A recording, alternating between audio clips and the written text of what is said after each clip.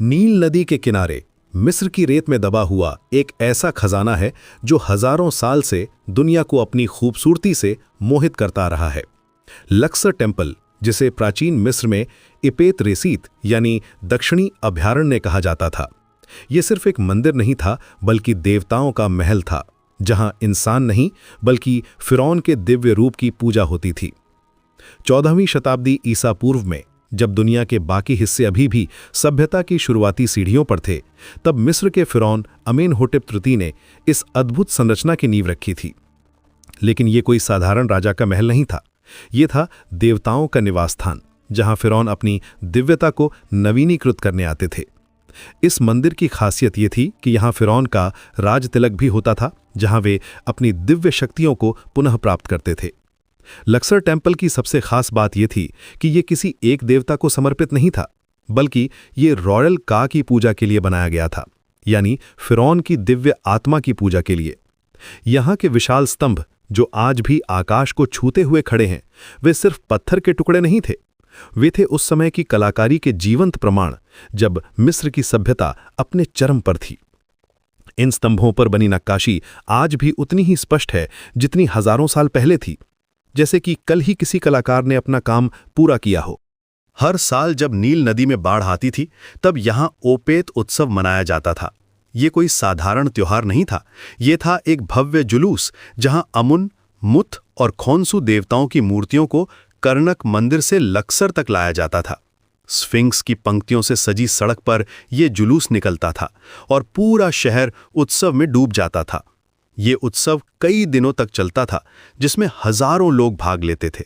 देवताओं की मूर्तियों को सुनहरी नावों में रखकर ले जाया जाता था, जो इतनी खूबसूरत होती थी कि लोग उन्हें देखकर मंत्रमुग्ध हो जाते थे। इस मंदिर की दीवारों पर आज भी वे चित्र मौजूद हैं जो बताते हैं कि फिरौन कैसे देवताओं के साथ बातचीत करते थे। रामसेस द्वितीय की विशाल मूर्तियां जो मंदिर के प्रवेश द्वार पर खड़ी हैं, वे सिर्फ पत्थर की मूर्तियां नहीं हैं, वे हैं उस समय की शक्ति और वैभव के प्रतीक, जब फिरौन को धरती पर देवताओं का प्रतिनिधि माना जाता था। ये मूर्तियां इतनी बड़ी हैं कि इनसे लगता है जैसे कोई दैत्य यहां बैठा हो।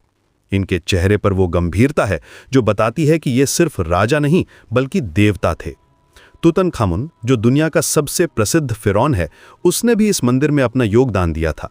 उसने यहां अपनी मूर्तियां लगवाईं और दीवारों पर अपनी कहानियां लिखवाईं। इसके बाद रामसेस महान ने इसे और भी भव्य बनाया। रामसेस ने यहाँ एक विशाल प्रवेश द्वार बनवाया जो इतना ऊंचा था कि दूर से देखने पर लगता था जैसे आकाश को छू रहा हो। यहाँ तक कि सिकंदर महान ने भी जब वो मिस्र आया तो इस मंदिर में अपने चैपल बनवाए। उसने भी अपने आप को फिरौन घोषित किया और इस मंदिर की पवित्रता को स्वीकार किया। मंदिर के अंदर का हिस्सा की जादुई दुनिया की तरह था। यहाँ की छत इतनी ऊंची थी कि आवाज गूंजती रहती थी। स्तंभों के बीच से आने वाली रोशनी एक खास तरीके से फिल्टर होकर आती थी, जिससे पूरा माहौल रहस्यमय और पवित्र लगता था। यहाँ के पुजारी विशेष तरीके से तैयार किए जाते थे और वे ही देवताओं से बात कर सकते थे। लेकिन समय के साथ ये मंदिर सिर्फ धार्मिक स्थल नहीं रहा। रोमन काल में ये एक किला बन गया जहां रोमन सेना रहती थी। अरबों ने इसे अल उक्सुर यानी किलेबंदी कहा, जिससे आज के लक्सर शहर का नाम पड़ा। रोमन सैनिकों ने यहां अपने कमरे बनवाए और मंदिर के कुछ हिस्सों को अपने धर्म के अनुसार बदल दिया।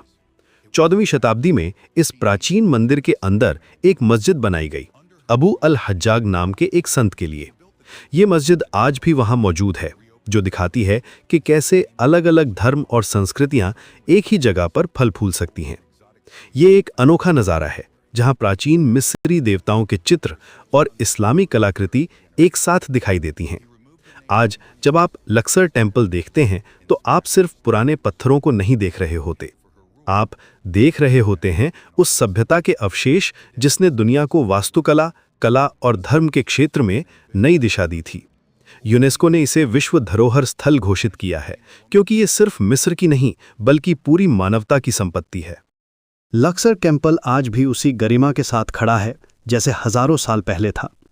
इसकी दीवारों में छुपी हुई कहानियां आज भी हमें बताती हैं कि कैसे प्राचीन मिस्र के लोग अपने देवताओं से जुड़ाव महसूस करते थे।